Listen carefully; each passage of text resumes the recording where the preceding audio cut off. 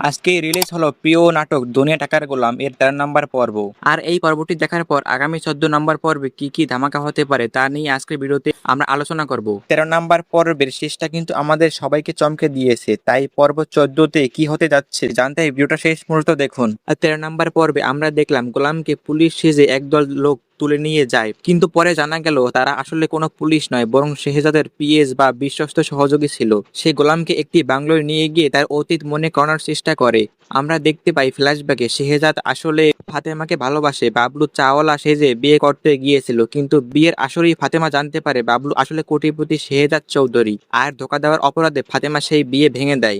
এখন বড় প্রশ্ন হচ্ছে পর্ব 14তে কি হতে পারে। চলুন তিনটি বড় প্রেডিকশন দেখে নেওয়া যাক। শেহজাদের স্মৃতি কি পুরোপুরি ফিরবে? পিএস যেভাবে শেহজাদকে তার মা, চট্টগ্রাম মিশন এবং দাউদ খানের কথা মনে করানোর চেষ্টা করেছে, তাতে বোঝা যাচ্ছে শেহজাদের মাথায় এখন পুরনো স্মৃতিগুলো ঘুরপাক খাচ্ছে। পর্ব 14তে হয়তো গোলামের মাথায় প্রচন্ড আঘাত লাগতে পারে, বা কোনো বিশেষ ঘটনার কারণে তার স্মৃতি পুরোপুরি ফিরে আসতে পারে। ফাতেমার আসল রূপ এবং দাউদ খানের চাল। দাউদ খানের উপর প্রতিশোধ নেওয়ার জন্য শেহজাদের মা এবং ফাতেমা দুজনেই তৈরি হচ্ছে, কিন্তু দাউদ খানও দমে যাওয়ার পাত্র নয়। পর্ব 14তে দাউদ খান হয়তো জানতে পারবে যে শেহজাদ বেঁচে আছে এবং ফাতেমার বাড়িতেই গোলাম সেজে আছে। এর ফলে দাউদ খান গোলামকে মারার জন্য নতুন কোনো বড় প্ল্যান করতে পারে। ফাতেমা যেহেতু জানে যে গোলামি তার সেই পুরনো ভালোবাসা বাবলু ওরফে শেহজাদ চৌধুরী, তাই তার প্রতি ফাতেমার যত্ন আরো বেড়ে যাবে। তবে শেহজাদের সম্পূর্ণ স্মৃতি না ফেরা পর্যন্ত ফাতেমা হয়তো তাকে অতীতের সব কথা বলবে না, যাতে আর মাথায় চাপ না পড়ে। সো গাইস, দুনিয়া টাকার গোলাম পর্ব 14 নিয়ে আপনার কি মতামত? আপনার কি মনে হয় শেহজাদের স্মৃতি কি আগামী পর্বেই ফিরবে, নাকি দাউদ খান নতুন কোনো চাল চালবে?